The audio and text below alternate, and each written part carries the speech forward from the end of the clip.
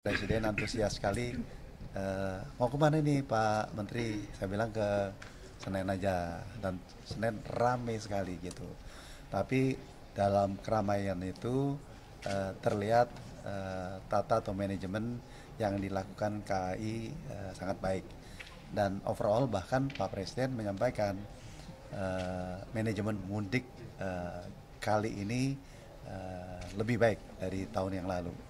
Dan pujian ini saya harapkan jangan membuat kita lengah, dan kami akan berusaha untuk mengawal ya, terutama dengan Polri, nanti kita mengawal semuanya. Silakan kalau ada pertanyaan. Saya sama-sama lihat di media, tapi Pak Polisi mungkin tim KNKT akan menuju ke sana dan mengevaluasi.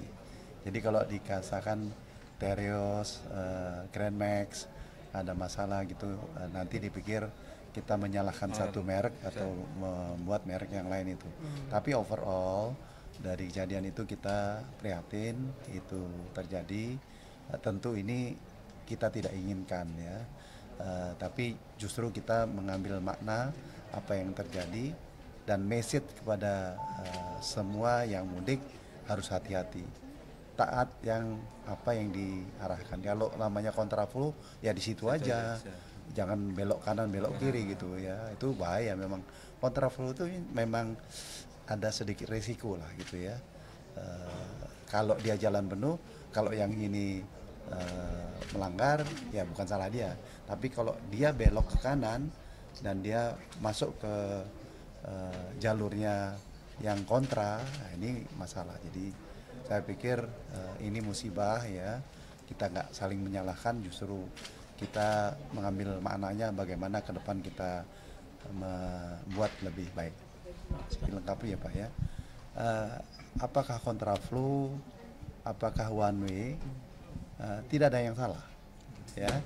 Kita akan lakukan sesuai dengan proyeksi berapa pergerakan yang akan terjadi pada satu saat. Dan Jasa Marga sudah memiliki kamera-kamera yang jaraknya 200 km atau 100 km yang bisa memberikan satu umpan balik kepada titik-titik tertentu untuk dioperasikan.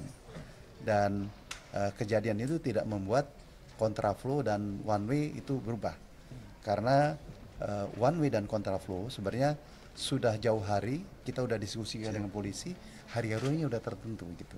Tinggal kita ingatkan pada masyarakat yang namanya kontraflow itu jangan ke kanan ke kiri, ya di situ aja gitu ya. Memang di luar dugaan ya.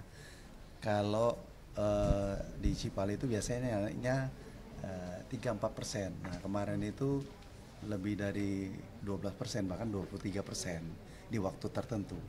Nah pasti proyeksi visi rasio itu yang balik ke sini. Nah balik itu biasanya paling banyak di plus 34 sama hari Minggu depan ya. Nah oleh karenanya satu, pemahaman atau cara bertindak atau melakukan kegiatan itu di luar hari 34 dan hari Minggu ya. Yang kedua, biasanya kalau pulang itu lebih letih karena kita udah kemana-mana gitu ya. Nah perjalanannya itu lakukan lebih konservatif. Jadi kalau biasanya kuat 300 kilo, nah sekarang 200 kilo berhenti lalu gitu. Dan jangan lupa dengerin instruksi ataupun aturan-aturan atau yang akan dijalankan oleh kepolisian gitu ya, karena kita tuh update dinamis ya, tidak mesti hari ini kontraflow atau one way, tidak mesti hari itu dilakukan. Kalau visi rasionya masih rendah, kita tidak lakukan gitu. Atau sebaliknya, kalau dibilang nggak ada kontraflow, jangan langsung jalan, dilihat dulu gitu seperti apa. Mungkin Bapak silakan. Biasanya beda dengan arus mudik. Kalau balik itu, kalau mudik itu orang memang dari Jakarta semua.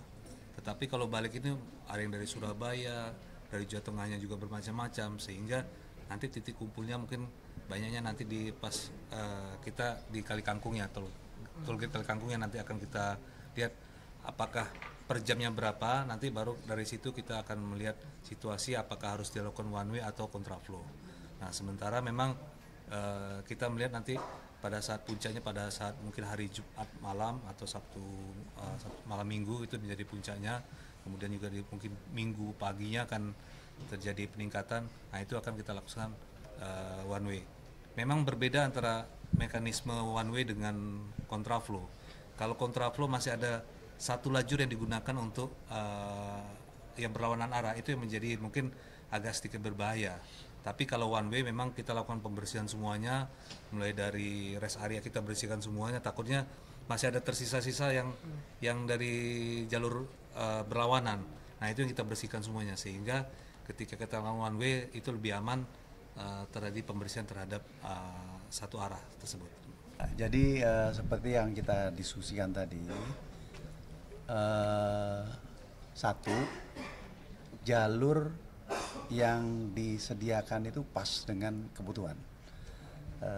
Bisa jadi tahun lalu ada jalur-jalur yang tidak begitu padat, sehingga okupansinya rendah ya, atau load faktornya rendah gitu ya. Jadi ketepatan.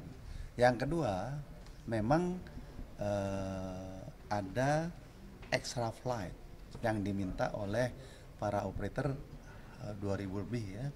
Nah ini otomatis menambah jumlah, dan apa yang dilakukan oleh airline itu sudah sesuai dengan proyeksinya mereka. Katakanlah Jakarta Bali, kan banyak yang ke Bali gitu. Jadi extra flight-nya ke Bali gitu, sehingga ini bisa dipenuhi.